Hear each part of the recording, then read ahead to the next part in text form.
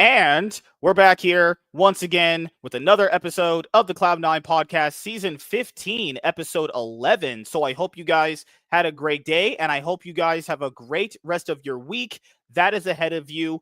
And if you guys are watching the Cloud9 podcast live, or if you did not get a chance to watch the Cloud9 podcast when it is live and you have to watch the episodes of the Cloud9 podcast on the replay, I thank you all for your continued support, whether or not you watch the episodes when they air live or when you watch them on the replay. The watch time on the channel has massively increased with the Cloud9 podcast and the MSK show's recent episodes. So you guys are showing some awesome support. So I just want to say thank you so much for that. So in this episode of the Cloud9 podcast, we're going to talk about 100 Thieves first. Then we're going to do a EFAP video where we're going to, watch a recent video that Travis Gafford uploaded to his YouTube channel that was titled, basically, the LTA rebrand has completely failed. Then after we do that, we're going to talk about, Fnatic exposing themselves as completely just incompetent frauds, actually, So we'll be going over those three topics. But tonight, we do start the 2025 NBA Finals, OKC versus the Indiana Pacers. I'll have to watch the game when it's over, but I will be watching the finals. I've watched a good amount of games from this season. Season's been very up and down weird. I'll just tell you that. But hey, I'm not a delusional Laker fan, Our team is bad, and I don't know when it'll ever get better, honestly. But before we even get at a single point, relatively within reach, to talk about the 2025 NBA Finals, what's been having more drama recently than the finals and just like the two teams that are there is yo team, motherfucker. You guys just want to be in the conversation right now, hogging up all the press from the finals. You guys know what happened recently? The Knicks lost to the Pacers. A lot of people thought it was going to go to game 7. It was 6 games. And the New York Knicks let go of their head coach, actually. The coach is gone. To be fair, Chaz already called it anyway. But before we get into all that stuff, joining me here in this episode, the Cloud9 podcast, talk about traditional sports and lolly sports is Mr. Blanks. What's going on, man? How are you doing? Just a long week, man. Long fucking week. What happened, man? You're always tired, dude. What hapned to you, man? You used to be like Knicks lost and 100 Thieves lost. It was just a long fucking week, man. Yeah, and don't worry. I can wait to savor the moment to shit on both of them. But I'll watch you this first. Look at your teammates fucking going anywhere either, nigga. Eat a fat dick, man. Whoa. Fat fuck you ain't beating the angry black man allegations, you son of a bitch. Oh my god. Fat dick, man. Eat a fat That's why your girl's tongue was in my ass last night and she licked me out, dog. That's why when Lennon's tongue was in your butt, I asked her to kiss me so I could taste your shit in my mouth. Fucking wrong with you? You fucking weird nigga. I'm just saying, dog. If she tasted your shit and I put my mouth in her mouth, does that mean we fucked each other? Or like I ate your ass? Does that really mean that? What is wrong with you, man? Speaking of NBA and teams eating ass and sucking complete dick, the Laker the 5. Yo, Shannon Sharp cursed that fucking team, and he cursed himself. Yo, Shannon just taking number L this year. Shannon just taking number L this year. Holy shit. So I made to. Oh god, I was. Man, okay. So I'm talking about the Knicks is weird. Oh god, the Indiana Pacers might do it again. Fuck me. Fucking hell. Okay, so here was the. So you had the farewell. Okay, I'll just bring it up on my screen here. I'll go over all my bookmarks here. So, first topic, we're gonna talk about the New York Knicks because they're always gonna be irrelevant trash. Fuck, always. Nigga. Fuck that, nigga. Even when we suck, we're still relevant. Fuck you. All right, okay, man. I'm waking this man up tonight. All right, so we had breaking. The New York Knicks are relieving Tom. How do you pronounce his fucking last name? Thibodeau. Tom Thibodeau. French motherfucker. God bless the French. Speak it. Your fucking coach was fucking French, and you don't like Carmine Corp. What's wrong with you? Man, fuck Carmine Corp, man. Them overrated ass motherfuckers. Good Lord, if they win the split, I'm firing LeBron. If they went back-to-back splits. No, fuck all that. If them motherfuckers get to MSI. And G2 already won. Them motherfuckers got to MSI when motherfuckers thought they were washed. It's already a dub. Yeah. All right. Breaking. The New York Knicks are relieving Tom Thibodeau of his duties as head coach. I can't read. CNN's right. I'm black. I'm already cooked. Sources tell ESPN Tom led the Knicks to their first Eastern Conference final in 25 years, made playoffs in 4 out of 5 years, and led Knicks to consecutive 50-plus win seasons for the first time since 1990s. Guys, I was born in 94, so that means this org has been basically sucking ass for as long as I've been alive. Yeah. Like, for as long as we've had our literal life, they've been not good. Like, I remember you had the Linsanity period. I remember that. I remember they had Phil Jackson as a coach, but that was after his Laker tenure, but he's basically just collecting a paycheck anyway. Yeah. Like, for the most part, they haven't really done it. Like, I understand what people said as far as, like, him using up the main 5 players too much. But then we have to look at some of these benches from all these other teams. These benches are bad.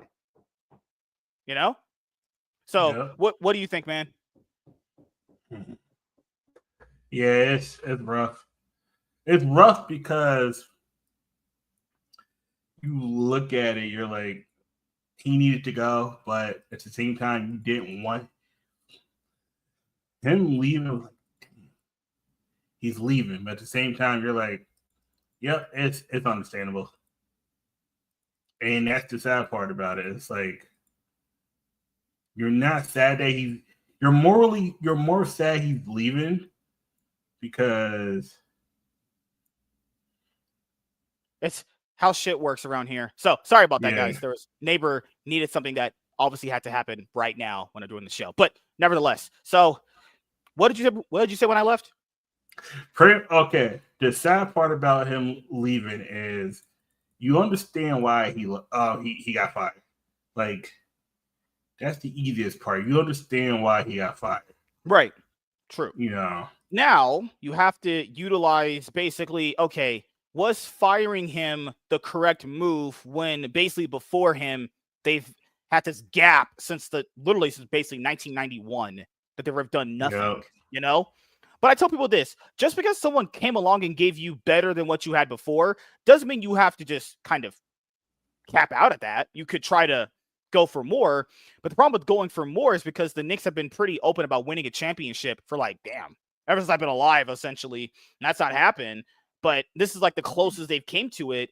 And do you think this is an emotional overreaction? No. I'm gonna explain why it's not an overreaction. Okay, the whole thing with Tibbs came down to how you put it. Okay, how do I put this in the most genuine way? Oh, fuck me. Indiana does it again.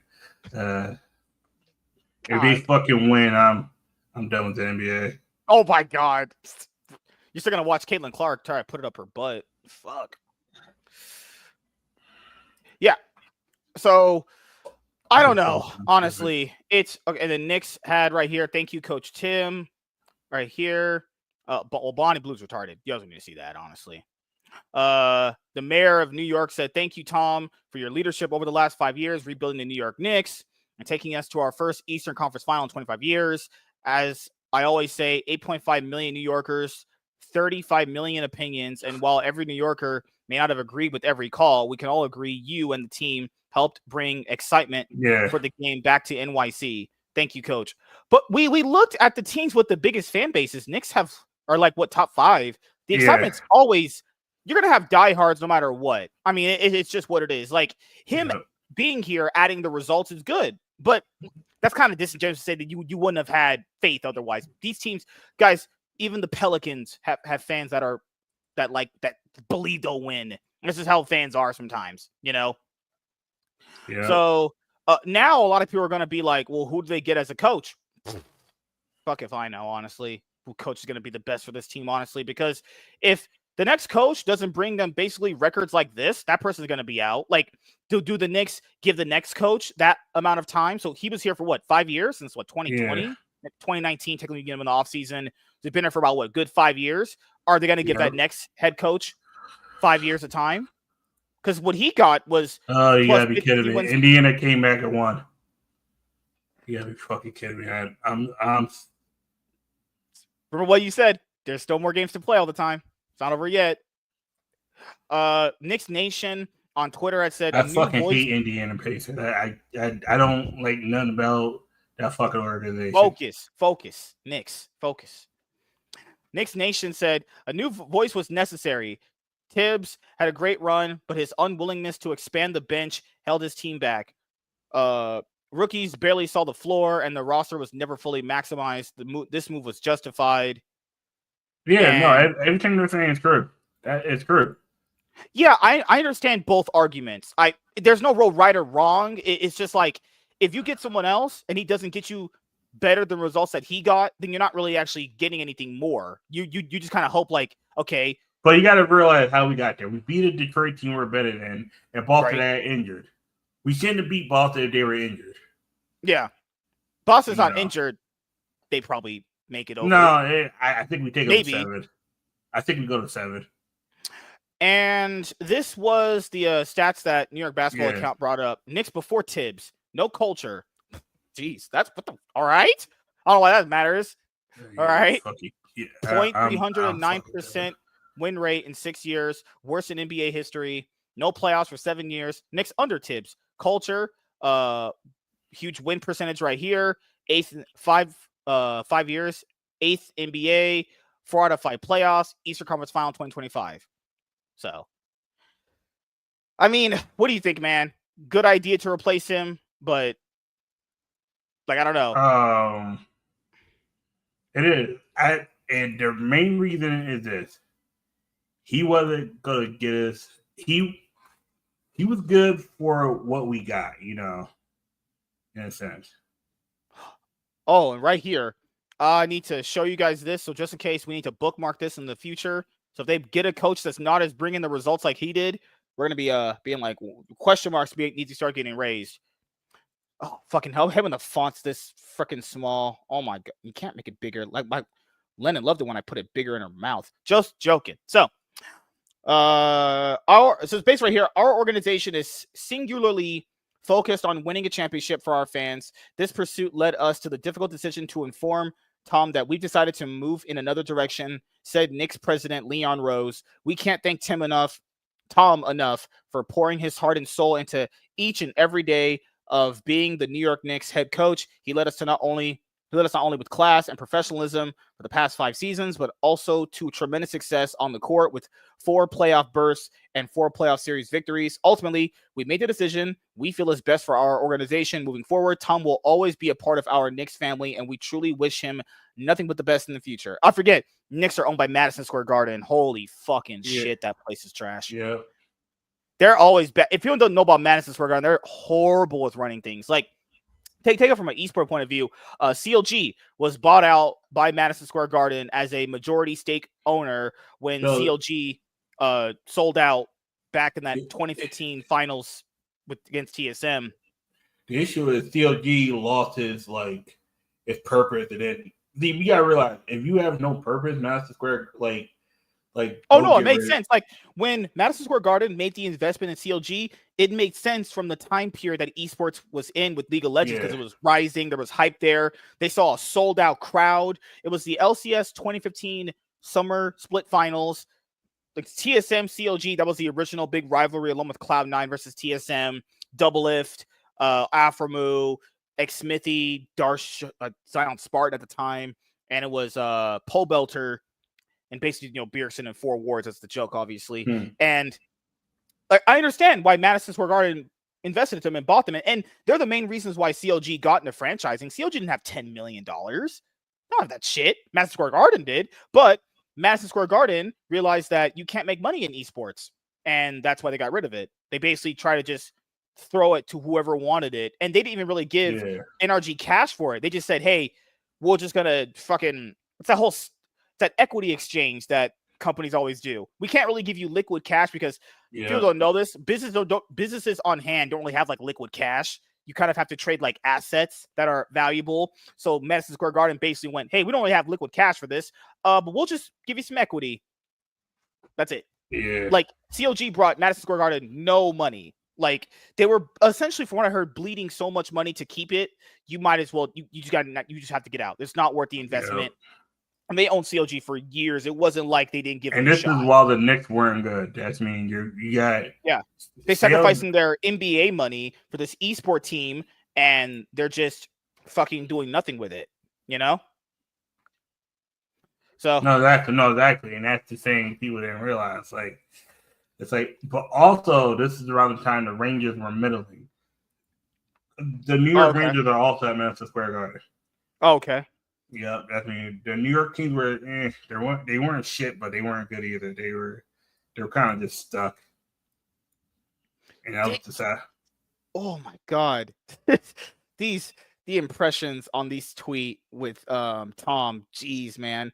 Let's go through some of these comments. Let's see what people are saying, honestly. Let's see what they're talking about. They put the thank you, Coach Tom statement. Get Doc Rivers. You agree with that one? Nope, hell no. Hell no. He failed with the Bucks, and Tom did better with the Knicks. Wait, Doc is on he had the team with Giannis, right? Yeah. If you get Doc Rivers, you're going backwards. If you're getting Doc Rivers, you might as well just keep Tom at that because point. They're the same person. They don't change. They you know. The only thing Doc Rivers has. Oh yeah, the fuck get away. You're good. It's like holy shit. You look at it. Tom Thibodeau, right? Yep. Main thing with him is this. He hasn't won anything as a head coach. He won as an assistant under Doc Rivers. I remember. Yep. Mm-hmm. He went to New York. He went to Chicago, right? Mm-hmm. 2010. He went to 2009, 2010. Derrick Rose was MVP. 2012, he tears his ACL, and then his career goes downhill from there. Tibbs running him 40 minutes a game. Then he gets fired 2016, 2017. Goes to Minnesota. Does it. He helps Minnesota get to the first playoffs in like 14 years. But their team's getting tired. They're like, the thing is, Tibbs does it. He found a formula that worked, but doesn't realize it's outdated. And now it's one of those, like the thing you said about James Harden. Like you have a style that only works to get you so far, but it never is going to get you over that kind of hump. You know. So Brian Hale said, "Tough move, but the correct decision. He's a good coach, but I think he's the coach who can win. But I don't think he's the coach that can win you the championship. And to my favorite football team, Buffalo Bills, you have the same issue with Coach McDermott." Yeah, McDermott. At first, I was like, why the fuck are you talking about McDermott? But I was like, oh, yeah, no, it's the same thing. Because sometimes you have a coach that could develop it's like Doug Collins with the Chicago Bulls. You're good enough to develop. No, don't get that. No, Darvin Ham ain't it. Do not. Oh, God. Shows you how poorly people understand this roster. They overachieved. It's a last place team. Oh no, I wouldn't say it's a last place team. People in the Eastern Conference. I don't know what Dave Wright's saying. He can shut the fuck up forever. People, hold on. Generally, fucking hell. Some people. Hold on, let's give me literally 1 sec.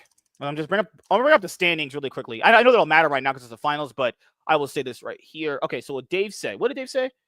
Poorly team should have been last place. Okay, so the last place team in the Eastern Conference Finals was the Wizards. They went 18-64. That's the last place team. They didn't even get 20 wins. Yep. They didn't get 20 wins. The Hornets, who did just as bad, went 19-63. They ended their season on a 7-game losing streak. I don't think you could be anything worse than that. Unless your players just absolutely fucking sprinted it to the absolute ground. Like they ended the regular season 51-31. And keep in mind, a lot of people said that, they were probably not even going to get third. They have an impressive. No. They got third, but it was barely because Indiana was creeping up, and Indiana lost too many games early. Yeah, I mean the Magic weren't catching them. Pistons weren't catching them. Bucks weren't catching them. Like they got a lot of their wins at the start of the season because their schedule got way harder toward the very end of their season too.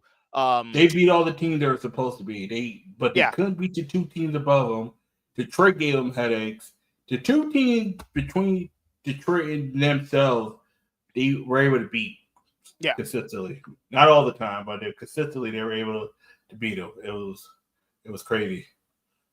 But Lamau, we packed him. It's time to go hard on them dudes. Okay. Firing Tibbs is a massive mistake. The smartest move would have been running it back with the 7-man rotation. Yes, it had issues, but they should have a full preseason to work out the kinks. Add depth with guys like Chris Boucher and Gary Trent Jr. to compete with the young players for minutes. Instead, we just fired the coach who brought actual consistency and took this franchise further than it has been in decades. We really can't have good things in Knicks land. The organization never learns. I'll take the issue is you wouldn't have got better with under Tibbs. You gotta realize. Yeah, I see what people are saying. People are like, okay, we got some results with this guy, but people think that's the only result you'll ever get with that guy, and that's the best you can ever achieve. And it's like the org wants that, but also bidding in a trophy too. You know, like you can also have both. But then it was the way they lost. Indiana. You think it was Jalen Brunson's fault that they lost? No, it was the coach's fault because his schemes were bad. He didn't play the right schemes. He didn't have the right setups. Yeah. Which what caused Tibbs was he wasn't willing to He wasn't willing to change his lineup. That's what cost him in the long run. He did probably realize it now where he fucked up at. How you feel about Karl Anthony Towns? Good pickup. Wasn't utilized the way he should have been. Yeah, did you hear about all the drama apparently coming out with him too? Oh my god. Yeah, that's bullshit. Good Lord. Just you start hearing about how things are on some of these benches after the whole fucking series is over. I mean, I will say this. Getting to the Eastern Conference Finals, and they beat the defending champions while injured. They didn't have Jason Tatum because he crashed out after 2 games with his whole ACL tearing. It was after 4. You know, I mean, I truly don't know however much better your season could have been because most people didn't have them winning the trophy anyway. There was a good chunk of people when they were like fifth odds in the East. Yeah, but you know, I mean, I guess you could say Eastern Conference Finals and knocking out Celtics isn't enough. They just want the final. No, it was the way they lost to this. It's the way they lost to the Pacers, not the. Oh no, they lost to the Pacers pretty bad. Yeah, that was. Yeah, Lord, man. It was when they lost that game 1. Like just how fucking Pacers. I don't know what the fuck's going on, man. These teams can't hold fucking leads. And then that was the most confusing thing when I was watching the regular season games is teams having the most massive leads you could ever imagine and then blowing them. Like you know why? You know why? Because teams that are fast like the Pacers never are truly behind as long as they're within striking distance. Just like the Knicks. The issue is what was that game we watched? No, that game we watched where it was 90-42. Pacers were blowing someone the fuck out completely. I forgot who it was. And then that team managed to actually bring it back to a somewhat reasonable margin. It's like, what? It was still within it. Nah, they were still losing it. It was within 20, but it shouldn't have even, you shouldn't be that close if you're getting blown out that hard. Yeah. You know? Like, I was sitting there going, like, why is every team blowing all their leads? Like, just blowing leads constantly. Like, Celtics, first game against you guys, up like 20, 25 points, just actually straight up sucking dick. Can't even close out a game to save their life. Jason Tatum making that ran up the court, try to do that shot, lost the game. Just goddamn, man. Team's decision making is terrible. Like, God. Give me the football. Let's see what football has to offer us later on this year when we talk about that shit. Because God. Oh, if you guys are football fans out there, Aaron Rodgers joined the Steelers. That means anything to people. The guy got hit one time last year and went fucking, I'm done. I don't know what's going to change this year. I really don't know, honestly. I like Aaron Rodgers, but I don't know if I don't know if he's going to stay not healthy. It's like hopefully he has a defense that, you know, literally won't allow him to get injured, you know, because whatever happened with the Jets, he got knocked out in one game and was like, I'm done. So All right, what else is there? Before we go and EFAP the video that Travis Gafford put out, but anything else you want to say about the Knicks to close out the season? Any thoughts and overall, opinions? Overall, it was a good season. We keep more than we were supposed to. The way it ended, it's gonna like sting. Yeah, that's that bittersweet shit. You're like, damn, it had to end like this. But then again, this fucking team of all fucking teams. Hey, it could be worse, player. Man. You guys could have lost to Missing because that motherfucker is doo-doo shit. Oh my god! If we did a Cloud9 podcast episode after what happened with JDG against World Elite, I would be banned again because Missing is garbage. Missing is the most overrated. I woke up this morning. I'm like, all right, cool. JDG won, right? Yeah, I thought that too. Yeah. I'm like, wait, 3-1. JDG won, right? And I watched it. Like, huh. I'm like, oh, what the fuck's going on? What the fuck's going on? I'm like, oh my god. I'm like, I feel bad for Paige. I've been saying this for 2 years. This motherfucker has been missing. I knew one split one they couldn't win. I knew one split one they couldn't win. When I watched their games and this man entered the playoffs with a KDA of 0.2. You must literally be not even active in the game to have a KDA of 2. Do you guys know how much how boosted you'd have to be to have a KDA of 2? That means you're not even participating in the games. I was like he is one of those players that got the benefit of basically being on a team that just had better players that carried him. He's such an ass player. JG literally just needs to get rid of that guy. How did they get rid of Kanavi but don't get rid of him? Just makes no fucking sense. It absolutely makes no sense at all. Kanavi's contract ran up. That's what it was. Thank God, because that guy was boosted as hell. So here is the updated bracket for the LTA North split. Good Lord, what a name this is. The LTA 2025. Fuck, what are these names? LTA North 2025 split 2.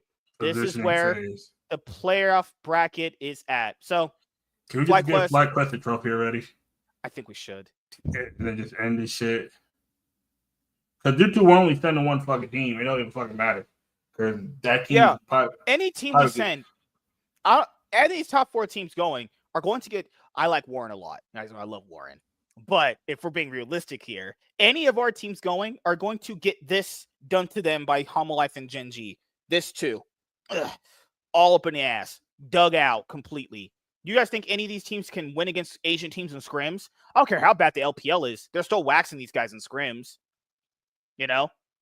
So, your playoff bracket, FlyQuest 3-0, Chopfire Rebellion. Wasn't a clean 3-0 outside of game 1. Cloud9 3-0, Team Liquid. Wasn't a clean game 3. First 2 games were clean. CL beat Dig 3-1. Dig at least got a game. Dig actually made us go to game 4. We've only had one game 4 in the whole LTA North so far out of winter, and this is our first game 4. Then Shopify defeated 100 Thieves at 3-0 actually. Game 1, it looked like 100 Thieves could win it. I thought they were. And then they lost game 1, and then it just kind of just spiraled out of control for games 2 and 3. They released their voice comms today. I watched that, and I can't watch it. FBI did a lot of the shot calling. Quid doesn't really speak at all. He doesn't speak English, honestly. Yeah. Quid and River don't really talk as much. Sniper was just basically saying, "Hey, I can TP, I can fight." FBI, and it looked like this FBI was their in-game shot caller. Honestly, like the problem with the 100 Thieves is that we had kept hearing that they're doing really bad in scrims. They're not taking scrims seriously, or from the other team's point of view, it felt like they weren't taking scrims seriously. And then on stage, they kind of felt like they could just kind of figure it out. And then it got to a point where their drafting was really suspect. And it really just boils down to Quid. Quid, if he's not having a good game, they don't really have anyone else that can really sufficiently carry it forward. But I thought that's why you got FBI. And if the FBI is not the guy that can get the games, going or get you in a position to win the games, doesn't really feel like they have anything else in the tank. Like Sniper doesn't really play a lot of the meta champions, or the ones that like were good are all nerfed, like Cassante, Camille, champions like that are nerfed. Meta kind of flipped a little bit there. He's been having a up and down year. We all know Ayla's boosted trash. Come on. Ayla's not a human being at all. Like, I'm sad he's still in the league. Like, people talk about paycheck stealers. How is Ayla still here? How is he still? There's literally, you can't convince me there's not a better player somewhere around the world. They're like, I would imagine, hopefully for Summer Split, they swap him out. Please, I hate watching this. This guy's so trash. But that's essentially it. It's hard to really go in further because we knew all their issues existed. They were just really inconsistent. They need to find a play style that'll work for them. Fudge out here talking shit. I'm like, Fudge. Fudge, you've been bad most of the year. Like, it's not even Fudge. Let's not even talk about that guy facing Zeus at Worlds. That was clapping right there. Yep. But what could happen that I would say is add a new coach, maybe Golden Glue, because it's Golden Glue and that other guy right now. It's Golden Glue and I forgot it'll fucking matter. They need another person with a new set of eyes to show them potentially what they're doing, because I don't think 100 Thieves wants to invest in another player. I don't know if they're going to be here next year. I hope they are, because they didn't really kind of want to be here initially. They were kind of persuaded to be here because they have a lot of fans. So who knows if they're going to be here by 2026. But I would say coming in a Summer Split, the meta's going to change. Obviously, meta's change between Summer and Worlds and all that shit. Figure out a play style. Figure out what the strengths of the players are. You would probably need to take scrims a little bit more seriously, you know. I think they do, but from what I've heard, this is what we know, is that their players aren't really that good. So it's like, it's not maybe your scrims are bad. You just don't have good players, and that's just what's going to happen. You know, it could be either or. I don't know. I'm just speculating. But what do you want to say? No, I'm just saying it's probably not that they don't take it seriously. It's just sometimes they get out like. Sometimes you just outclassed. It just happens. Yeah. Like, I believe they're better than Shopify Rebellion. I do truly believe that. Oh yeah. But it's like given Shopify Rebellion's players, you could see a world where they could win. I could see it, but like, are they that much better, guys? That game one was a massive throw. I believe 100 Thieves win that game one. They probably just 3-0 the whole series, honestly. Like, that's the problem with their consistency. That's been a problem with them the whole split. I mean, to be fair, they already kind of overachieved the whole year. They made a finals already. I mean, they made a finals in winter. They got first place in the regular season. They were still considered a top 4 team. They just got upset here. We'll have to see how the Summer Split goes for them, but they're done for now.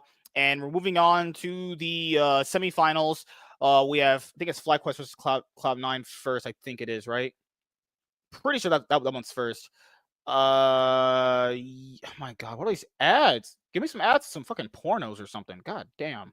All right, yeah, FlyQuest versus Cloud9, Team Liquid versus Shopify Rebellion. I think FlyQuest is the best team. I'm saying, okay, I'll say this.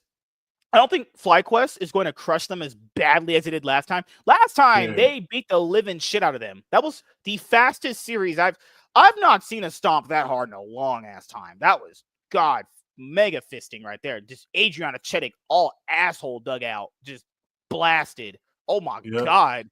Just I would say this time I think Cloud9 can get a game. It'll probably be a 3-1 this time around, but I still think FlyQuest are going to win. Not because I think they're just that much better. It's just because they are the better team right now, objectively speaking. You know, I'm still not on the Blabber hype train like I used to be. Blabber's just been very up and down. Thanatos and Blippo, I do think Thanatos is better, but the problem here is, you know, Blippo has a play style where he can affect the map differently, even when they're losing. Loki versus Quad. Quad's just the better Korean. You know, it's just who's the fucking better Korean in this league now. Dude, you know what's crazy, dude? There's no NA mids here. Every team has an import mid. I think, except Palafox.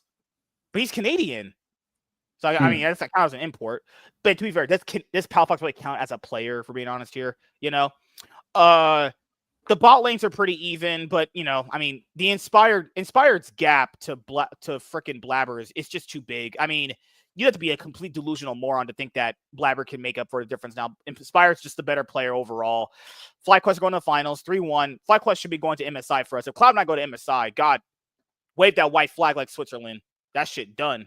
I don't believe FlyQuest is winning shit at MSI, but because I think everyone's just gonna get fisted by Genji or Homolife, whoever goes to that. Team Liquid versus Shopify Rebellion. I think Team Liquid probably should win this, honestly. It should. Maybe. Yeah. If Shopify upset Team Liquid, it's that Power Fox magic they be fucking talking about. Power Fox finally had a good series. Finally, it's been a damn long time since he actually played League of Legends at all.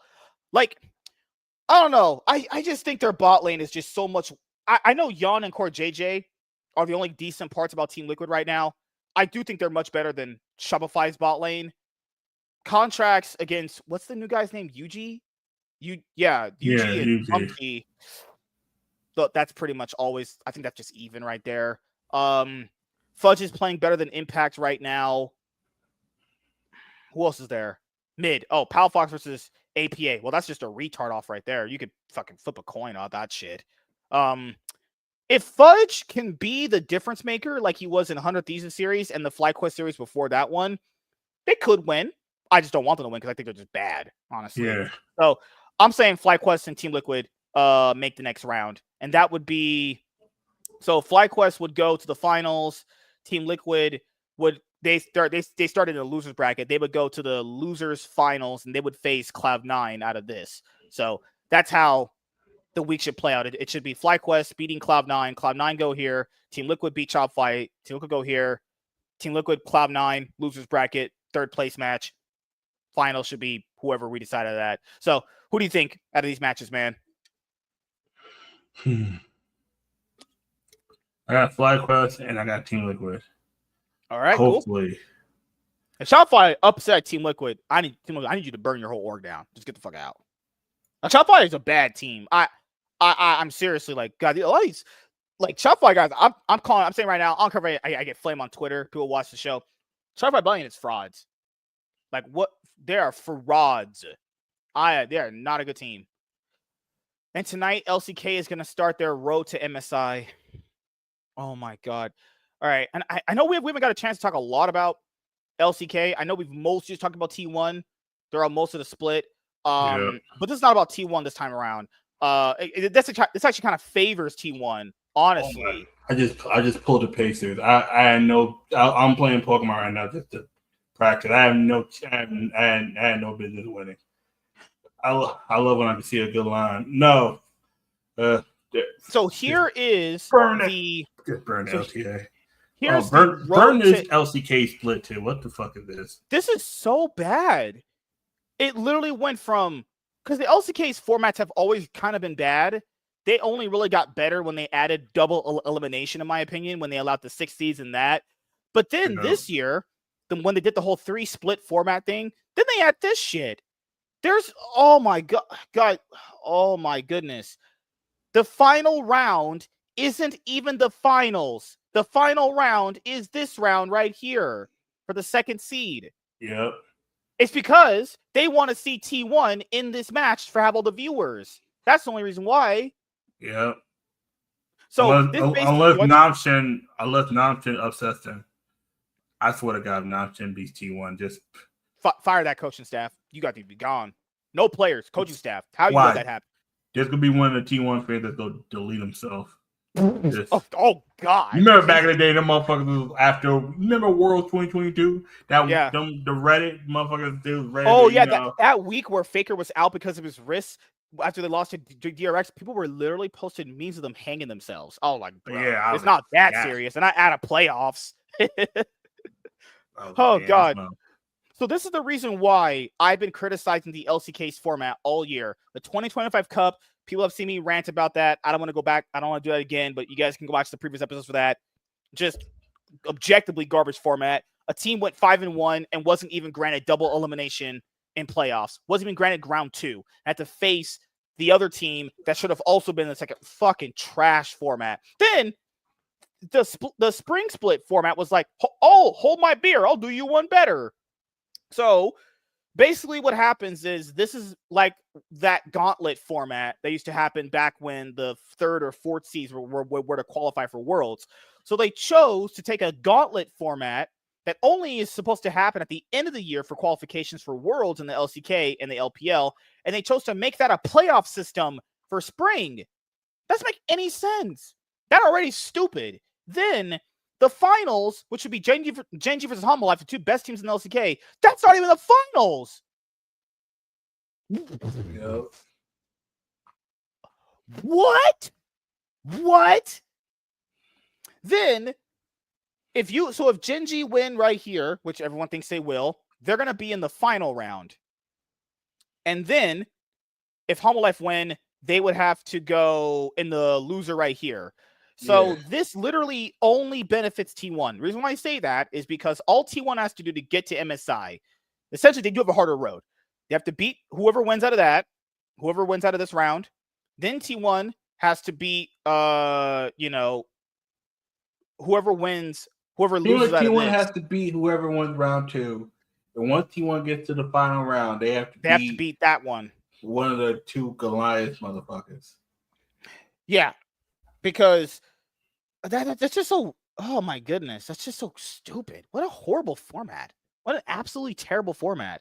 I mean, if you want T1 to go, they just have to win essentially 2 best of 5s, which, I mean, I don't know if the Humble Life one's going to happen after what we just saw, but I mean, you can always hope. You can always toss a coin, you know? You can always just flip a coin, see what happens. I believe they could probably win against anyone that comes from here. The Nongshim series recently wasn't very good, but, we'll see what happens if they can play a full best of 5 out that way. But, yeah, Genji would be the number 1. So right here, this plays for qualification. So this means if Genji or Humble Life win, they're automatically going to MSI. They didn't win a trophy. You know what they win, guys? They win a ring. They win a graduation ring like you get in high school. You don't win a trophy for winning the entire thing. Genji just went 18-0. Imagine a split. Genji won 18-0. And they don't win a trophy. Then why the fuck are we competing? If I'm not winning a trophy and I'm the best team, why are we doing this? So that means the only way to go back-to-back in the LCK now is if you win Summer and then you win the LCK Cup. That's the only way to do back-to-backs now, or back-to-blacks. Because honestly, all these regions know that Worlds is the only tournament that matters. No one gives a... Like I said last year, no one gives a fuck about MSI. No one gives a fuck about these split championships anymore. If you're not winning Worlds, it's like if you're not winning the finals, the Super Bowl. Oh, I won my division. Doesn't matter. You didn't win. Hey man, the Pacers won the Eastern Conference Finals. There you go, fuck yourself. Oh my god, do you need a hug, man? Just tell me. Nah, man. God, man, you need a hug, dude. Fuck. Nah. I know. You're gonna say you're trying to hug some Lennon. God damn. Yeah. I'm trying to. No, yeah, I'll do that. Oh my god, give me one sec. Road to MSI. Let me just see when the matches are playing. Oh my god, because it's a little bit more formatted better on here. It's a little bit. It does start to the 14th. It does start to next week. The road to MSI. Oh no, I think. Oh, you're good. You're fine. Round 1 already starts. Yeah, tomorrow. Tonight's tomorrow. So we get tonight. So you have KT versus DK. This is like fucking. We lose sleep watching this series. This is yeah. Cause we just saw them play. We just saw this play, and that was awful. Fuck the KT upset DK, but it didn't even matter because it was crazy, dude. LCK is like the best worst region. You know the fucking part about they played a tiebreaker, but then then they just end up playing each other again. I'm like, that's why the format's bad. They played a tiebreaker and they just play each other again. This format's so bad. Who designed this? Because Nongshim. Forgot. My bad. That's why they played a tiebreaker. It's to see basically who gets to be in the Legends group or the Rise group for Summer. Yeah. So T1 actually gets to be in the Rise group, which is probably more beneficial for them if they want to get to Worlds, because you guys don't need to be looking at what that Rise group is. That Rise group has DNF in it.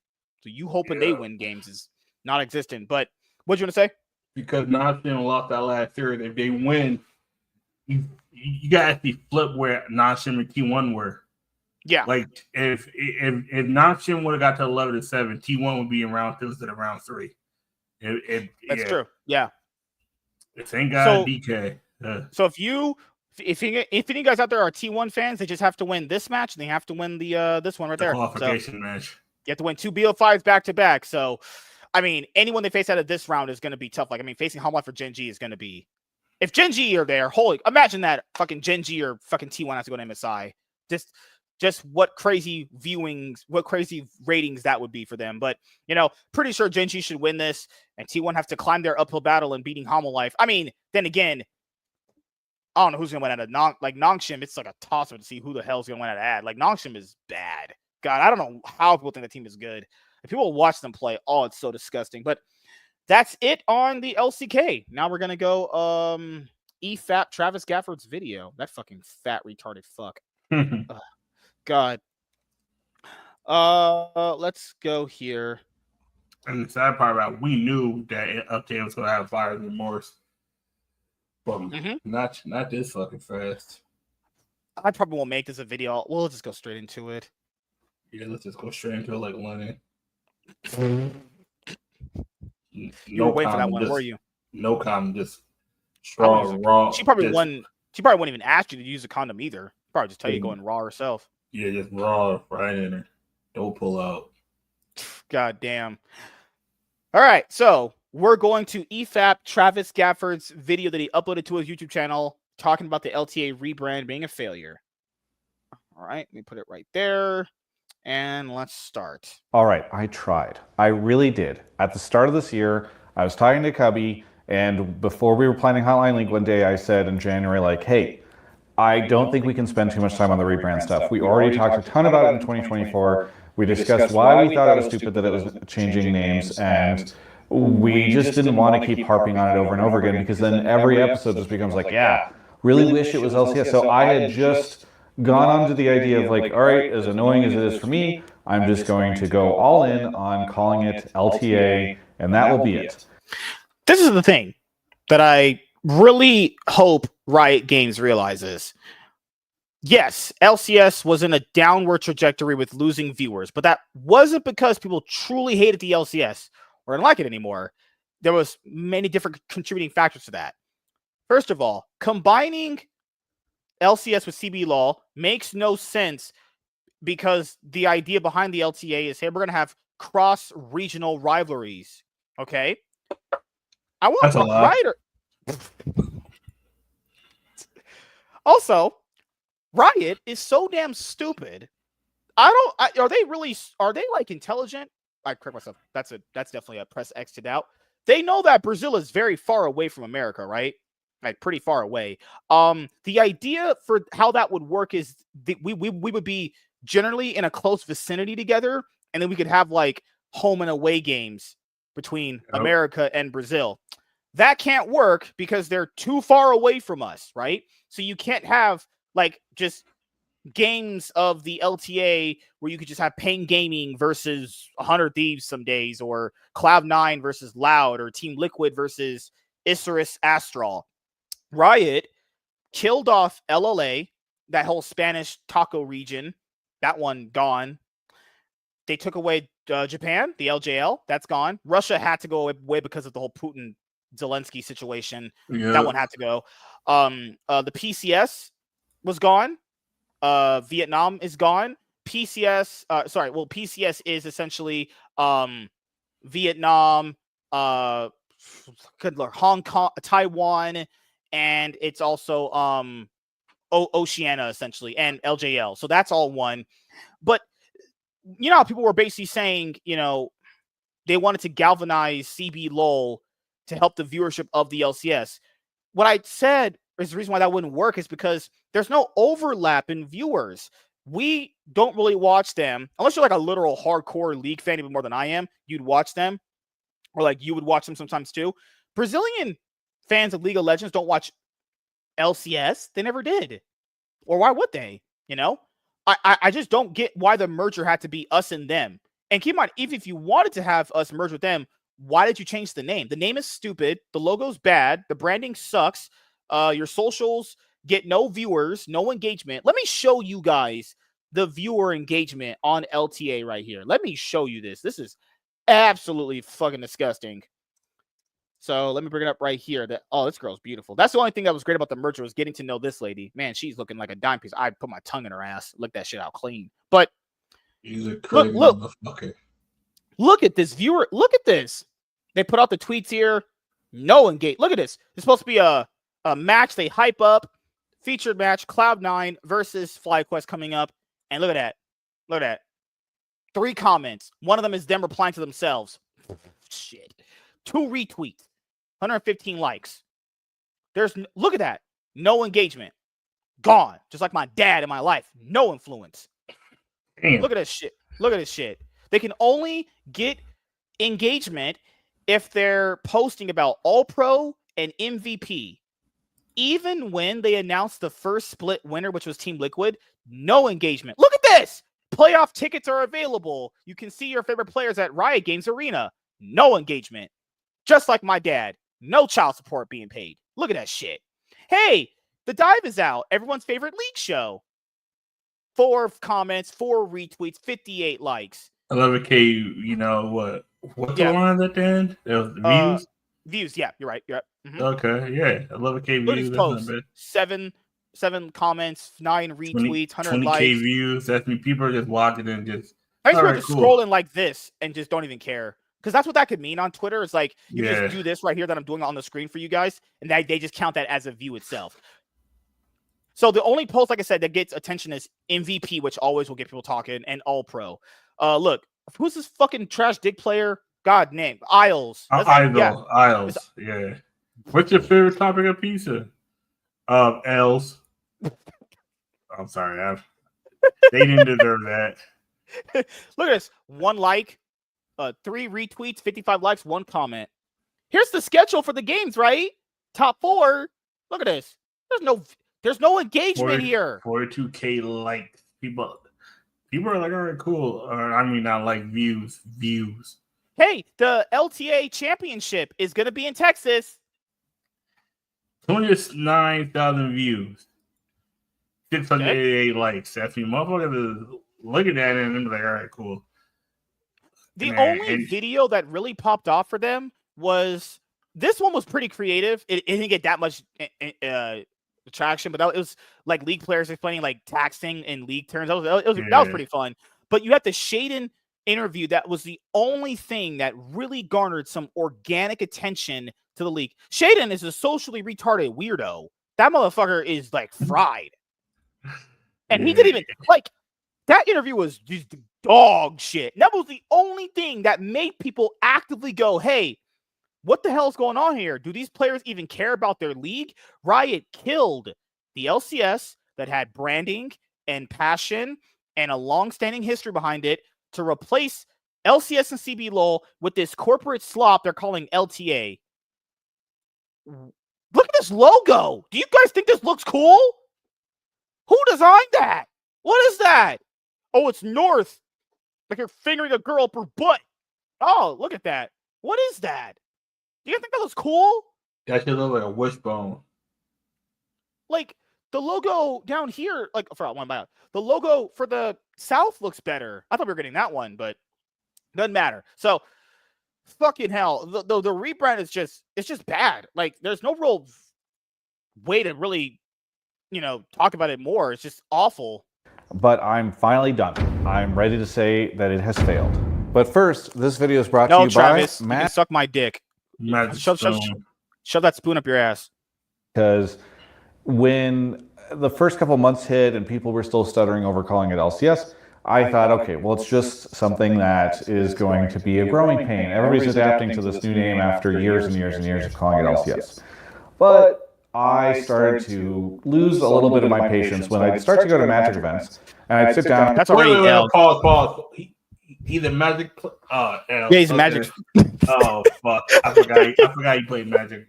I watched it and I just brushed right over it because he said Magic. I'm like, yeah, having conversations with Magic players. Those Magic players that are known for having the great conversations with human beings that don't stink a whole fucking room up.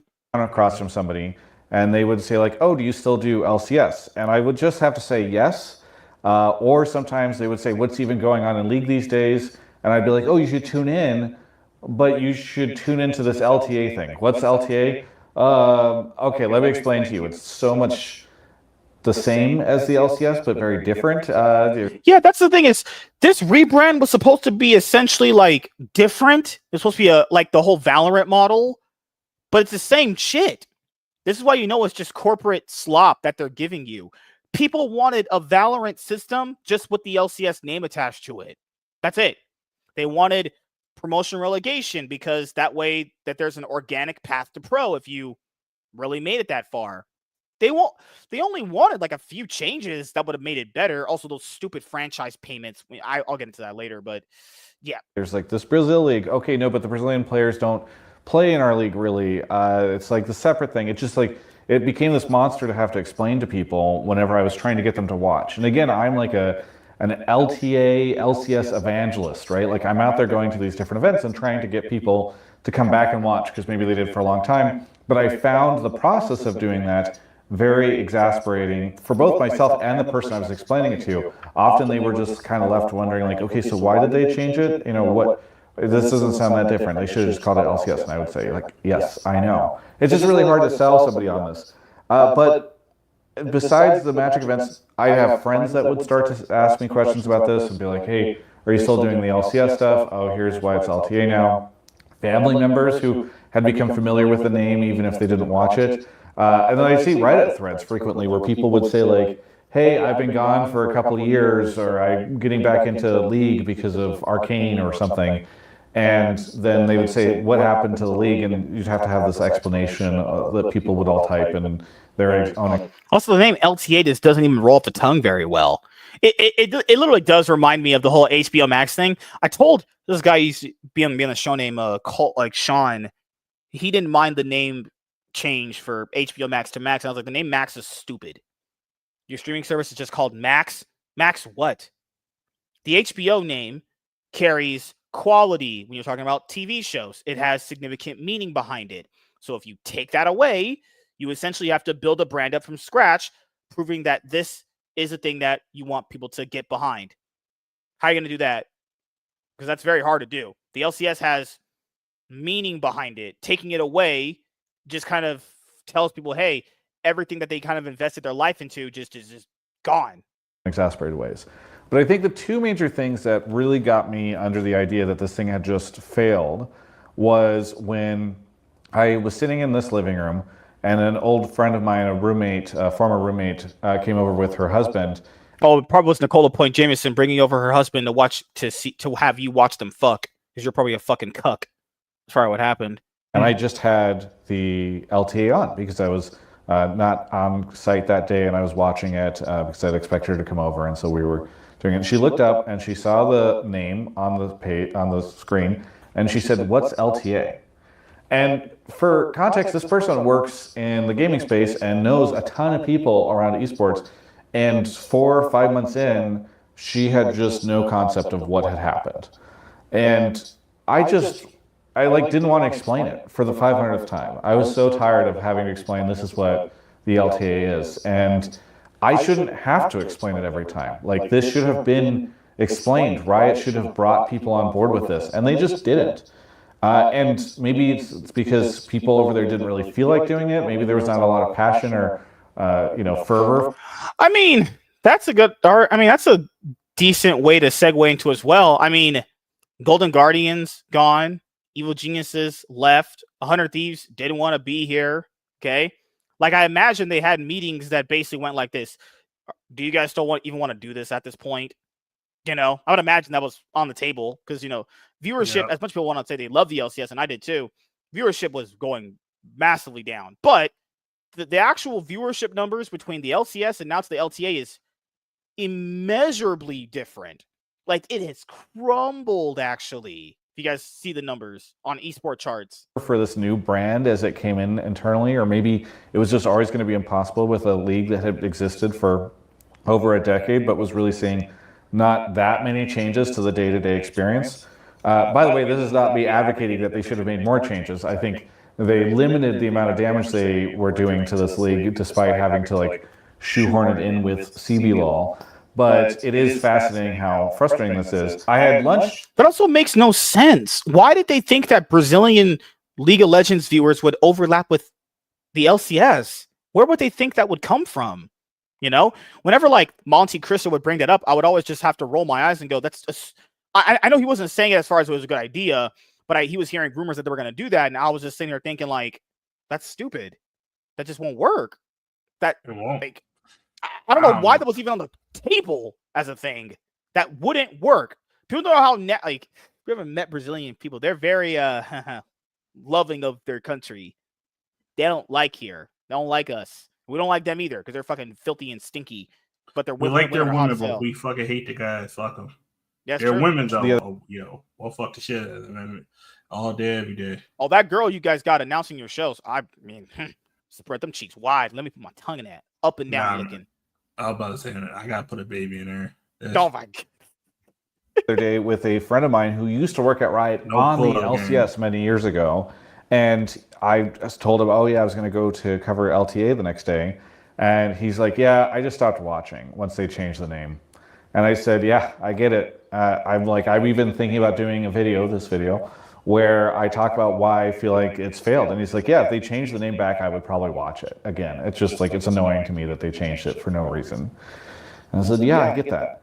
And, it's not even just these people, because you could say, oh, well, you could also argue, even if they do change it back, would that just magically make the viewership numbers go up? That would just be like putting a Band-Aid on a That's like admitting that you fucked up. And Riot would never do that. This is Riot we're talking about here. The only time they ever admitted they really fucked up was with that Hex Tech chess situation. Where the fans basically went, can you put this back? I was surprised they even did it myself, because I've never seen them do that, honestly. And that's when they put it back, because they knew it would kind of affect their bottom line. But this doesn't really affect their bottom line. That's the reason why I know they switched it, because this doesn't have any real impact on how much money they actually make. Like, this is essentially, I'm supposed to understand, esports is a loss leader. I even told that retard Cheap Esports on Twitter, that Wulo guy, like, the point of business is to make money. It's not to just be there to just be there, The end goal is to make money. Yeah, some businesses treat it like a loss leader the first couple years in, because you're in it for the long haul, right? But guys, LCS has been around since like 2013. I want to say 2013 or whatever. And esports has never really made money like that, Like, how long are we going to expect Riot to just keep pumping money into this that doesn't offer them any actual profitability, Like, I hate people say, oh, but profitability isn't the goal for every company. All right, cool. If that's the logic, then why are you in business then? Just you in business, just what? Burn money, throw it to a fucking, what's that thing that people have that makes their house hot in houses? A chimney. Yeah. What's that thing before a chimney? It's that thing you throw it in, the money. Yeah, you're throwing it to a pit.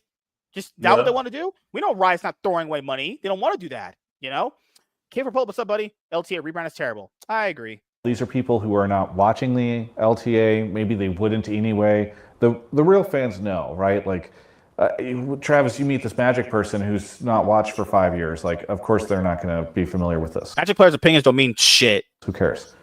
Here's the thing.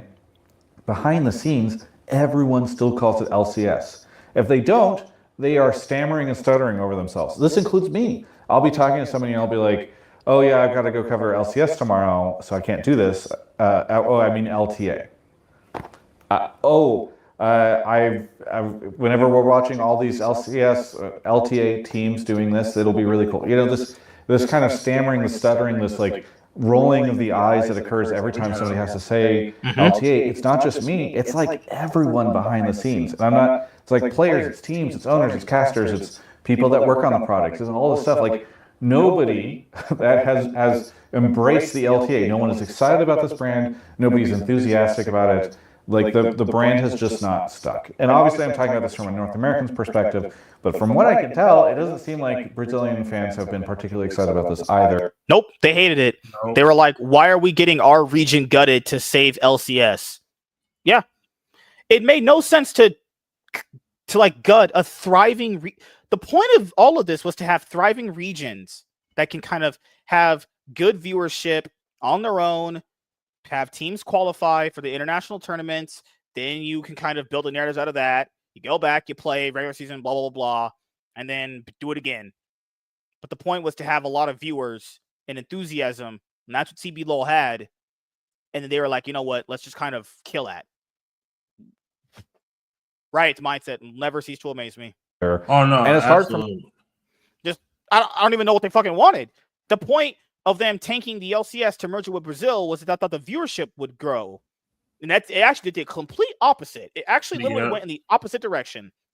It's like when companies merge and then they go completely into bankruptcy. It's like, yeah, we saw that coming. Oh, God. Jeez. for me to tell because there's no unification of these two leagues.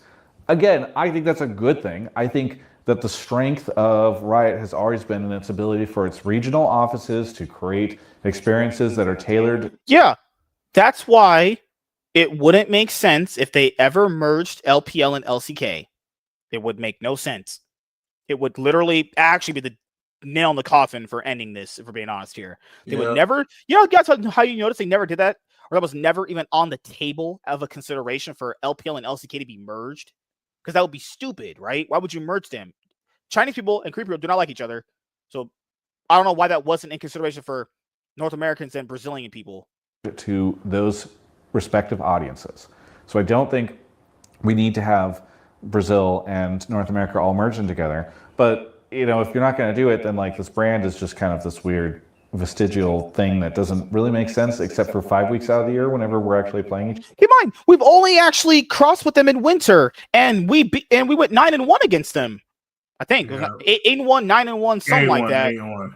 8-1. And the team at that time that gave up the win with Team Liquid to Isurus Estral, guys, Isurus Estral is not good right now in LTA South, but the best team from LTA South in winter was a Spanish team. It's a Spanish merged team. It wasn't even a Brazilian team. And like the whole thing of cross-regional rivalries, it kind of feels like a mini wildcard tournament, for being honest here. That's all you. And then we're not going to actually play against Brazil until they fly over to us in the summer split playoffs and play that one round. Like, oh my God, format is terrible. Oh God. 5 weeks out of essentially a 10.5-month season that we have. So it's just kind of crazy. Anyway, I thought that all of this was just not a potential for any change to occur. I thought, in fact, I think we've had hotline league calls. People have said like it should go back, and I'm like, it's just not going to go back. Big companies do not change all these things internally, make all these big dramatic things, communicate them to brands and sponsors and partners, and there's legal documents that refer to the LTA. There's all this stuff that is there that a lot of us think, okay, you could just swap out the logos, right? Actually, there's like a lot of things that go along with this. Until I saw the HBO Max rebrand. Okay, I know I'm not the only person to point this out. In fact, I talked to a friend who works around Riot. It's like, yeah, a bunch of people have been linking this around internally. So it is not this revelation that I've had. In fact, I think many of us saw this advertising campaign, which a lot of people have really enjoyed. It's gone kind of viral on TikTok, and I've just known a lot of people have been talking about it even outside of the. This is what you should do to salvage it. Just put it back to the LCS. Big CBLOL back to what CBLOL was. Keep if you need to use LTA for fucking hell, internationals, do that. But that isn't gonna help because you already kind of killed the whole thing. You call it the LTA tournament. It's where you take the top 4 of the LCS, the CBLOL, and then boom. That's it. Yeah. Yep. Context of the LTA. But it's funny because they're just embracing it. They're realizing, and yeah, Warner Bros. Is always making horrible decisions, if we're being completely honest here. But it is kind of funny to see them finally realize, hey, just keep the name Max. It went from HBO Now, or went from HBO Max to HBO Now to Max. What the fuck? But at least they're playing fun with it because they realize how stupid they are. And Warner Bros. Has always been taking L's. Like they've been taking L's their whole company's life. And recognizing and playing with their actors that like it's kind of goofy that they're redoing this and just owning the mistake. And I think that's been for the best. It's actually. So that's pretty much the gist of the video. I wanted to go over a little bit of the comments here because some of the comments were like pretty eye-opening, honestly. Okay. So right here, the part that stood out for me was the records and stats mentioned on broadcast. Every time they have to specify if it's in the history of LTA or LTA and LCS, or all of LTA or LTA North. The pentakill last night, first pentakill in LTA North history. Core JJ hitting 4,000 assists, fourth ever NA player to do so. We can't even say LTA for that. We're still using LCS records for that. Longest game records a few weeks ago. They had to keep saying, here are the longest games in LTA or LCS history. We keep having to qualify every stat as North versus LCS versus LTA wide. It's painful. Yeah. Stupid. Oh, goodness gracious. I'm mostly just upset at the merger with the South. We lost an international slot, and no one even cares about the South. They said they would build rivalry, but they just haven't. It feels like two separate leagues, but now we just lose something, and I'm sure the South feels the same about North. We don't care to watch either. Yeah, they took away a seed for Worlds, a seed for MSI with the merger as well. It's generally a little aggravating because there's a better solution. LTA can just refer to both leagues and each league keep their name. Then it becomes very obvious and big event when two leagues go head to head and the base product remains recognizable. Yeah, I agree. But anything else you want to say about that before we get to shitting on Fnatic? Because, I love shitting on them. LTA, the LCS, at least just take an L right now. They're just taking cost of L. Even the LEC is down, but the LTA is shit. What is it, man? I think we should look at the charts. I think they revealed the numbers. Them motherfuckers can't get 20,000 views. They can't get live viewers. I was like, what the fuck? Oh, and then they want to do watch parties for the finals. Ain't no one showing up to that shit. You're gonna have empty buildings. Yeah. You're gonna have some empty ass buildings with those watch parties. Go in there and just see some fucking dude banging his girl out or something. Oh God. Let's see. Okay, that was. Damn. Okay, that's a different stat. Okay, let me just go down a little bit further here. Oh. I think I can find it. LTA viewers. Dignitas, no one cares about that dog shit ass org. Oh, goodness, all these majors. GAM versus CFO, LCP midseason did very well. Oh my God. So here was the play. This is crazy. This is actually insane. Okay, so here, I'll show you guys this on screen. Cloud9 versus FlyQuest and like C9 versus Team Liquid and FlyQuest versus Shop Rebellion crossed the 100K mark. That used to be kind of standard when we used doing LCS. That's what we have to celebrate. Cadril diff. Yeah, they can't even convince Cadril to co-stream LTA. There ain't no viewership for that. You gotta realize Cadril starts streaming the LTK sometimes. I mean, he can't even. He has no time to stream that shit. Yeah, he be too fucking. He be falling asleep during that shit. When who was it? When Fnatic was getting the whole shit clapped in. This motherfucker. Oh yeah, I remember. Mm-hmm. He was like, "Oh, so he got 3-0. Good GGs." He was like, "God damn." Imagine to say, "Thank God for a 3-0." 3-0 in the most clapping of ways. Oh my goodness. Man, we're gonna talk about that in a minute. We are. I ain't forgot. Fnatic. And you know that part about it is because the LEC ends so early, and then they go, "Oh, just hey guys, if you want to watch more League of Legends, tune in to the LTA North." And then they just, they'll just go raid them. It's like, okay. Do they have split 2? Do they have split 2 up? I don't know if they do. Jeez. Fucking hell. I know I saw the record here, but that's from last split. I would like if I can't find it in a little bit, then we'll just go talk about Fnatic. I don't think I can find it right now. Next time I see it, I'll just bookmark it for the show. But I remember someone pointing out the actual numbers, and they were very bad. Like, they were unbelievably bad. Let me see if I can find it in my bookmarks right now.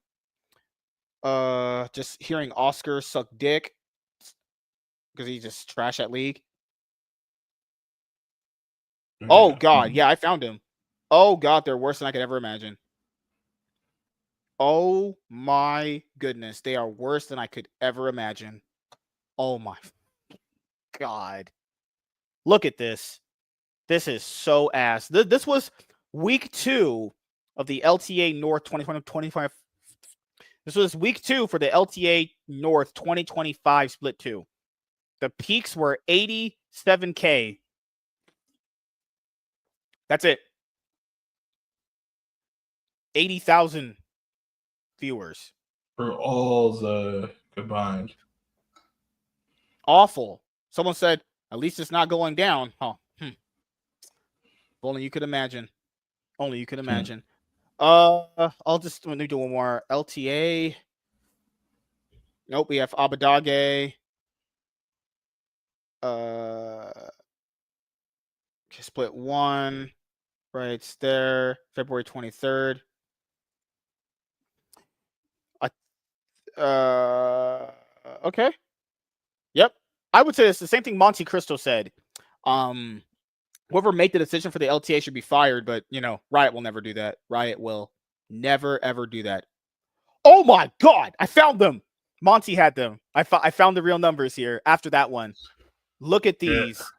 So here, in the past 5 years, 2021 through 2025, LCS spring viewership has fallen by the following amounts. Average viewership, 176K to 66K. Peak viewership, 416K to 128K. Viewed hours, 23.68 million to 5.3. Shit. Fuck. To 5.39 million. I doubt Riot can save NA League of Legends at this point. This is 2021. These are all the peaks numbers. And this is where the LTA is at. But don't forget also that just this awful. is pandemic. That's mean people. Yeah, in 2021, the viewership was up because of the pandemic. And keep on, the viewership was also stagnant and declining after that too in 2022 through 2024. But it never dropped this low. This is they just killed their whole brand. Oh my goodness. Also, the older viewership metrics didn't include co-streaming as it wasn't allowed in matches until recently. The latest numbers are with Riot squeezing all the juice out of co-streamers. They have nowhere left to turn to invent viewership numbers at this point. Yeah, I remember Mark Z was celebrating they had a 4% increase in viewership. I'm like, all right, that's what we celebrate these days. 4% increase in viewership. 4 fucking percent. Yeah, celebrate the wins. You ain't shit, though. The W's. You ain't. Why you shit? All right, so it's time to shit on Fnatic. So, Fnatic has failed once again. They failed, man. They exposed themselves as frauds. I need you to hear what Grab said about them. I need you to hear this shit. Give me 1 sec. I think this was about the roster changing. So let me go. It might be the dude. We're rejoicing. It might be the end of humanoid. Let's go. Peanut butter jelly time. Peanut butter. Nope. Can't. God. Humanoid. That griefing, filthy, dirty, disgusting inter might finally be done. So here was what Grab said, because Grabs did it's part of Fnatic. Fnatic and G2 have their own apps. I don't know who the fuck is paying for a Fnatic app. That means you just have money to blow. But Grabs, their head coach, did an AMA. He got into a big fight with Striker from BDS, but we'll get into that in a little bit. Let me share the screen. I'll let you decide if he was throwing some shade at BDS, because he used to work. He's been head coach for BDS too at one point. So, all right, here's what Grab said about the player roster. I told them very clearly that just coming to practice and playing your 5 to 7 scrim games is not enough. That is the minimum. That is what every team and players will do. And I asked them then to think what they can do more. What is something that, for example, KC players would do more? What would G2 do more to improve themselves in the team? And the answer to this was like very unsatisfying. In a certain way, that's already a problem right there. If this is to be believed is true, he said, "What can we do more to improve ourselves?" And they gave answers that weren't even considered good. Like, they don't even care. And you can feel that way that they play on stage every time in playoffs. Didn't even get an answer of certain people. Oh, we know who to give an answer. Humanoid, dog shit ass, fucking run it down, Inter, filthy trash. And that will change. They will have to bring something. They will have to bring something of themselves that they didn't do before if they want to win. And if not, I am very happy to sell them to, like, I don't know, SK or BDS, then they can earn a paycheck and they can be mediocre if that's what they want to be. But then they should not be in this organization. He said, yo ass can go to BDS. SK gaming niggas. If you go to SK, just get the rope. Just get the rope. Just find the closest bridge and, you know. God. So then so before we get to that, I'm gonna read this doc that basically someone kind of broke down from Grabs. Oh my goodness. If I get shipped, if you get shipped to SK, ropes need to be. Like, I'm gonna end it myself. Striker, who's the head coach of BDS, he saw this clip and him and Grabs went into it. You know, right here. Grabs says, "Wait, hold on. Striker out here rapping. I don't know what the hell that rap speak. I don't know what the hell he said right there." Yeah. He says, "I literally just thought of any team that did make playoffs, and Mephisto and Mitch were in chat, so I thought of SK and BDS first. It wasn't meant as a shot." Grabs, I know you're not that stupid. This man literally was a BDS head coach back in 2022. That is not. Oh my God. You're not. Just say I was shit talking. Just say you're just fucking around. We don't have to. Why do people do that? Why? Whatever. Fucking people are so damn retarded. Striker says, no, you are saying that you will send your lazy players to BDS so that they can coast and take the check while being mediocre. Funny, Striker. Why did you allow 113 and Paris to keep playing on your roster? Talking about lazy players and check stealers. I wouldn't call 113 or Paris lazy, but they're sure check stealers. This is not okay on many levels. He says, okay, if you chose to be offended, go ahead. Good luck in summer. Damn. Fuck. I don't take offense. You have been put on the bench as well, paid by BDS in 2023, and now you act in disrespectful towards the club. I simply don't accept this. Posturing much. If anyone in BDS who work with me has issues with what I said, even after explaining where it came from, I bet they would just simply write me a DM. Just popcorn right there. Just complete popcorn. But Striker, I like Striker. I think he's a decent head coach for what it is, given the players that he's had and the results that he's gotten with them. But, dude, 113 is a check stealer, and you allowed him to play 2 full splits while tanking your whole team's career. It's not a career. BDS never had a career. They're irrelevant, pun intended. But y'all let Paris on your roster. That's the epitome of just run it the fuck down, honestly. Yep, Paris is booty ass. Paris is booty ass. And let's go to the. Oh, I will dominate the post. Jesus Christ. It was Was this the Grabs one? No, that was the Grabs one. And this is the other one he was talking about with the roster right here. I think it was this one right here. Hi, Grabs. What is the current solution that you're working on regarding the in-game comms talk listening issue?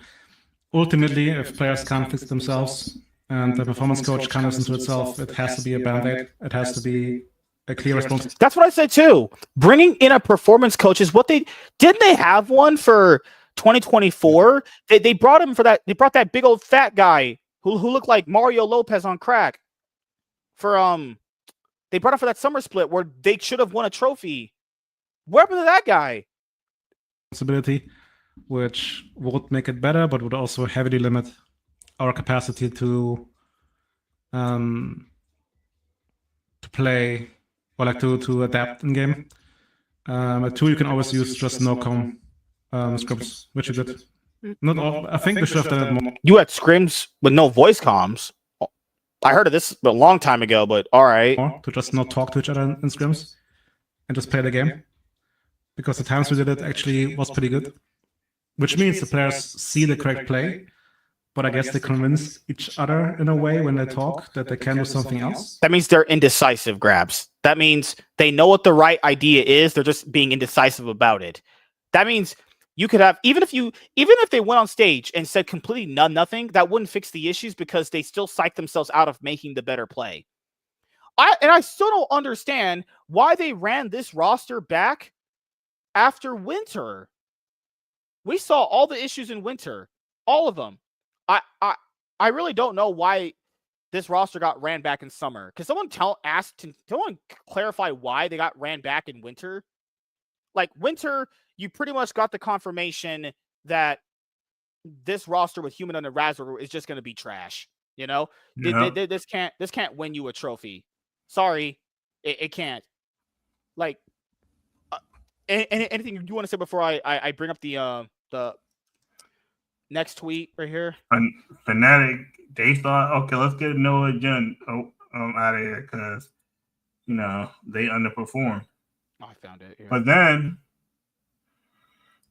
you get I would say a better mid laner, or not mid laner, support and Mickey X. You guys went backwards.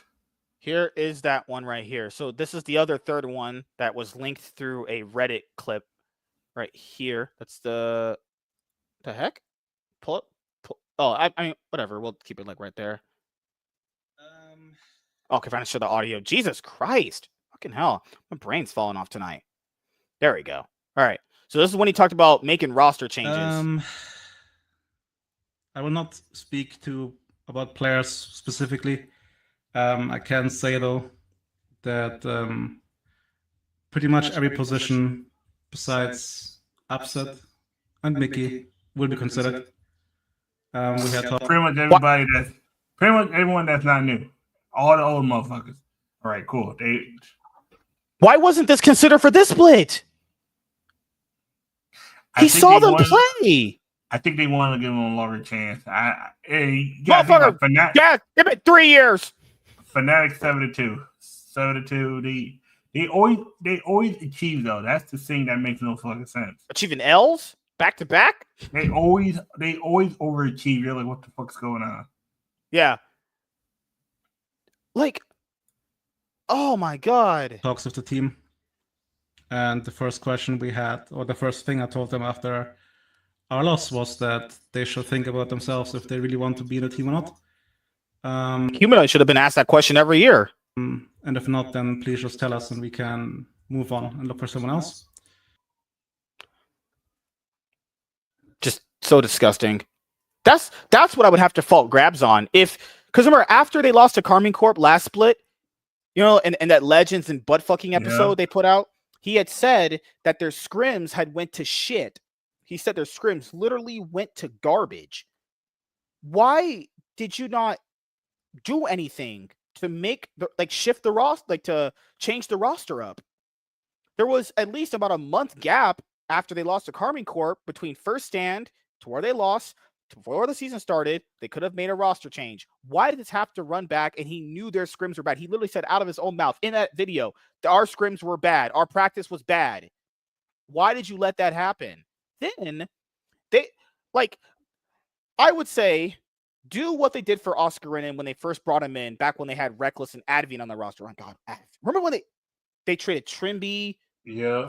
My Lord, so many L's in Fnatic. Like, throw away Oscar, grab a random top laner. That's what you did for Oscar. Who knows? There's no way that random can provide you anything worse than what Oscar's already giving you. There's no.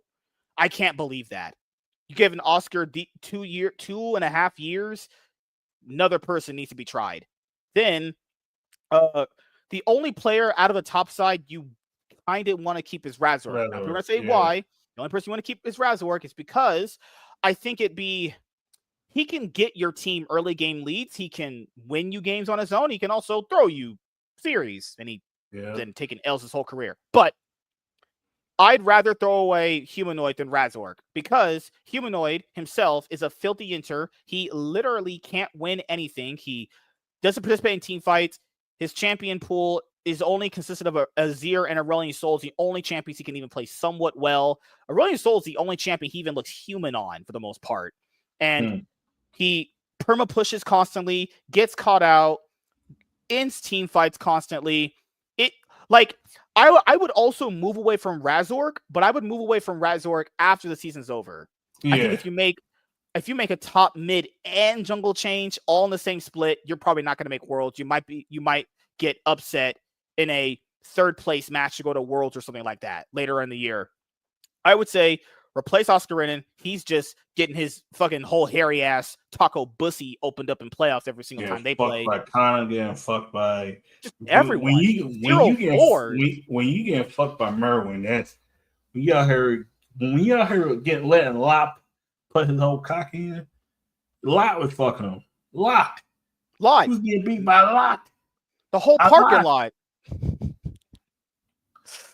Shit. Humanoid, that's the joke there. Who doesn't he lose to? Who doesn't he lose to? Yeah, he ain't no He-Man. He's a bot. Botnoid. Yeah. Humanoid. I don't know if I don't know if this is Vladdy's real actual account. I don't know if this is his real account, but this is something that Oscarinin told Sheepy Sports. This was the headline, but this was like, oh my God. I want you guys to read what this is on screen. Keep in mind, they're getting paid a lot of money to run it down.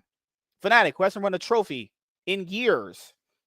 Fnatic Oscarinin, he says, and I quote, "We really need to rethink our approach to scrims. We didn't put enough effort into them. We weren't hungry enough." That's what their top laner just told us right now. He basically says, we didn't take practice seriously. We didn't really give a fuck.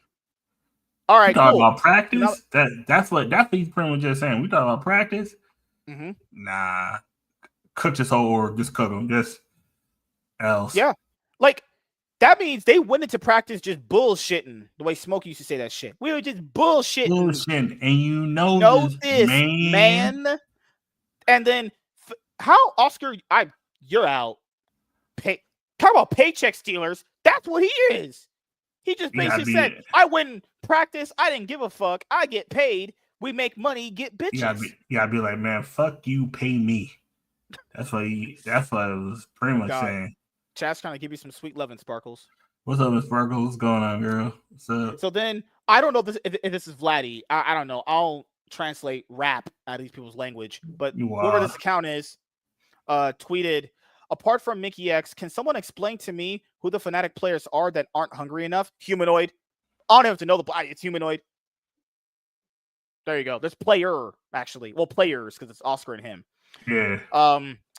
What did they gain to allow themselves to behave this way? What I'm reading is crazy. Yeah. The fact that any coaching staff let that, if I'm a head coach and I see that, you see this vibe, I'm benching you. I'm sorry. Like, it's just what happened. That's just what's going to happen. Here's another translated post. So here was the other big document double page ass spread that happened. So I'll have to reread it from this point of view from my other monitor. Changes in the org. What happens in the break till summer? No one's safe except bot, including coaches, but nothing is set in stone yet. Very high hopes for the performance coach as there is behavior problems that need fixing. They hired a performance coach last split and fired him. He looked like Mario Lopez, and they just got rid of him.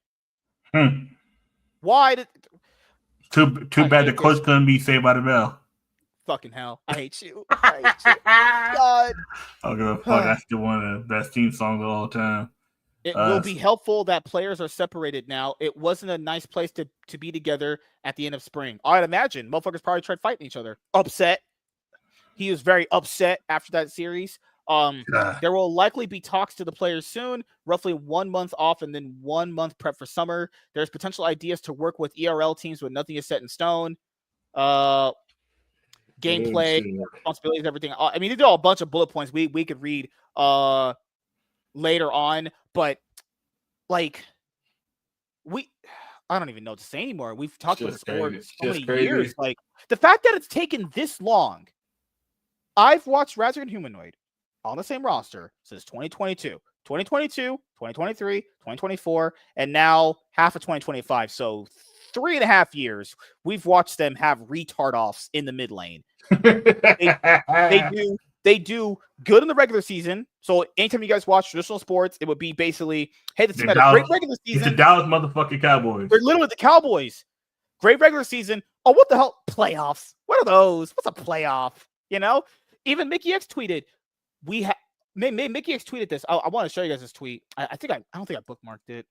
Maybe I invite Mickey X on the show if he actually do it. I'm asking, hey, why y'all niggas trash? His DMs are open. I'll ask him. What if he says, because nigga, we suck? What if he just... I'll give him the pass. Have it. Keep it. You're blacker than me. Good Lord. This is what Mickey X tweeted after they got 0-3 booty clapped by Carmine Corp. Don't worry. Summer split regular season starts. Wow. It's just awful. So bad. Oh my God. Oh God. What do you think, man? It's been a long ride with these two, but I thoroughly gave up hope for them after they threw that summer split last year and they had the worst finals of all time. These two, Humanoid and Razork, had the worst finals ever. That's saying a lot. There have been a lot of trash finals too. Yeah. Like, that's why I said there's nothing. I mean, Grabs should have identified that there was no chance this roster can win after winter. That's what I would really fault him at there. But other than that, hiring more coaches is going to help. You need to get rid of your top side. Oscar Renan's booty hole, trash. He's Grandmaster. That's a solo. He's not even challenger. He's Grandmaster. Hard stuck Grandmaster. Sure. That motherfucker not even challenger. Out. I'd keep Razork only for this final split. Then you get his ass out. Yep. Who cares if you make Worlds? Let's say they make Worlds. You ain't winning that shit. You're going to go out the first few rounds anyway. Doesn't matter. Get rid of him after Worlds. Go get one win over an LTA team. And Humanoid is probably gone after this. No team's picking up Humanoid. Not a single team will ever touch that guy. His career is done. Like, he had a huge chance to basically win Fnatic some trophies after winning trophies in Mad Lions in 2021. He got the big contract. They tried to move away from him so many years ago, but they said the contract was too big and no team really wanted to take it because they offered him the bag after he won 2 splits. So upset, and Mickey X are staying. So that's what Grab said. And they should. I mean, keep in mind, we already swapped out Jun and Noah. Like, we don't need to, no more bot lane swap outs. Swap out that top side. Because I don't see what was the reason to keep them. Like, Fnatic is just bleeding. I'm not saying the fans are dropping like flies, but the fans already know your words don't mean shit. The fans have given up that you can win anything anymore. And they know your org is fucking cooked. Like, I don't know what's going to happen. Debatable, they're probably not making Worlds, and it's probably good if you don't, because your org is a sorry piece of shit, honestly. Next. That means the LEC gets 3 teams. They get 3 teams, yeah. They do. Who the fuck's making Worlds? You know at least 2 of them. Well, G2 and Karmico are probably making it. But who's the third team? We're going to send SK Gaming. Oh, hell no. You send SK Gaming, that team's going 0-6 drop. They ain't winning not one damn thing. And this is, look at this. Like, Fnatic ain't won an LEC trophy in like 7 years, 7-year drought, no titles. They've been posting videos with girls. Oh, what's it supposed to mean? But they're just posting videos with girls. The Valorant team is doing very well. They're winning Valorant constantly. Too bad the Valorant scene's full of shit now. Oh, man. You're right. Yeah. And then look, this shit over now is just this thank you tweet they put out after they lost to G2. It's like the same shit constantly. Oh, we're sorry we lost. You know, the G2 again. Then there was pictures posted about Fnatic reposted. This was a translate. Oh, this is one of the Spanish head coaches they had last year that shit talked the org, but they still allowed to be on there. And I agree with this shit talk too. So he's Spanish, so it's let me see. It's that taco language. We don't deserve.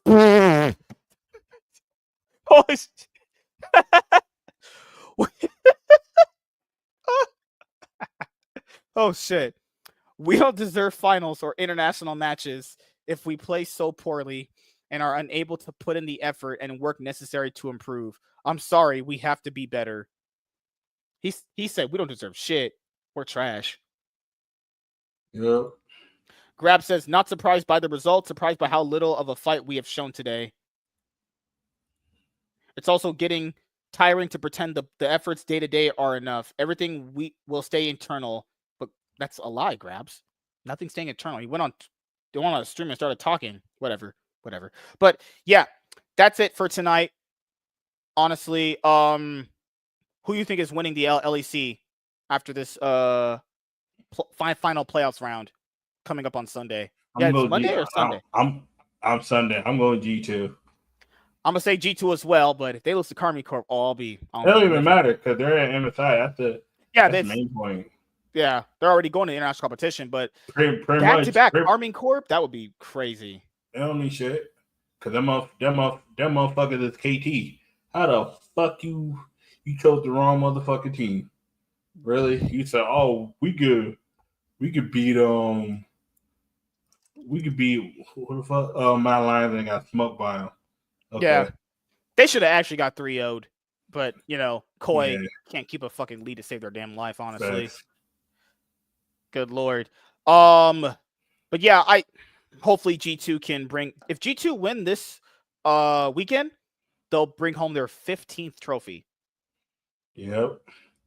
And if Karmine Corp win, they'll brought in their second. So the discrepancy of how dominant G2 is. Still more than BD as a team vitality combined. Yeah. What's 0 plus 0? Like, damn. No team trash. God. Good lord. Fnatic hasn't won a trophy in 7 years. That's crazy. Yeah. Rogue, who's gone, has won more recent trophies than Fnatic. Rogue, who's not even in the league anymore, guys. Rogue is gone. Mad Lions is rebranded, gone. 2 of the orgs that won more than Fnatic are gone. And who else do you have there that won? Oh, Karmine Corp, who barely just came in last year, has won more than them. Like, it's like, what do you think Fnatic, before you go, what do you think, like, what do? You just change everything, Because they did that constantly. They still haven't won by changing everything, Like, that doesn't help them. Changing everything hasn't done anything. But changing a bunch of retards, having a retard off in the mid lane, they're like, yeah, you can have 3.5 years on our roster, and we'll give you millions of dollars. Yep. Gosh. But, yep, that's pretty much it. Anything else you want to say to let the audience know about before we head out? I got a tier list coming out soon. And how about NAIC? Which decks I believe are the best decks to play, which one are for the side events, and which ones you should just leave at home. Yep. Okay. That's it. Okay. Yep. That's the only video you're gonna drop. As for me, I have the show with me and Lunchbox Warren at tomorrow, 8:30 p.m. PST. Probably cover a few topics. Maybe one if I'm feeling too tired from work. All depends how I feel from work. If I'm really tired from work, we're only gonna cover one topic. If I'm not too tired, we'll stretch it to 2. Saturday I have a one-on-one, and then on Sunday I have a one-on-one. But for the Cloud9 podcast, as you guys know, if we do have enough time on Saturday, we'll probably do one after the matches are played. Do you have time on Saturday? We just talk about the games afterwards. Yeah. So we'll talk about if we can do a show, because I know that show I have is at 7. How long do you stay up on Saturday? I'll be up because I'll be okay. So I'll hit you up like around 8:30 my time or 8 or whatever. Okay. Maybe earlier. If I start the one-on-one earlier, then we could just do it then too. So potentially we'll have an episode Saturday, potentially, but I did the other one already with Warren early in the week, so we're already covered on that. If we do have an episode on Saturday, we'll be covering MCOY versus Karmine Corp and Cloud9 versus FlyQuest, right? Yeah. And potentially KT versus DK, but good lord, we lose our life. We lose time in our life watching that bullshit. Another roster that needs to blow up. Just Barrel, buddy, go work at KFC. League of Legends. You fried. You fried, dog. It's over. You already won 2 trophies. It's done. Just go home. Just sit at home on the couch, putting some KFC fried chicken up your ass, because that would be more better than watching you play League right now. Oh shit. If you do, I'll only be here for Chaz. Oh no! Let's go. We take that. We take those. God, if you sit on Chaz's face, just film it so I can beat off to it. Nah, trust me. If she's standing on my face, you ain't never go see the camera. God, man. Yep. All right. So, yep, that's pretty much it. So, yeah, thank you guys for checking out this episode of the Cloud9 podcast, and we'll see you guys later.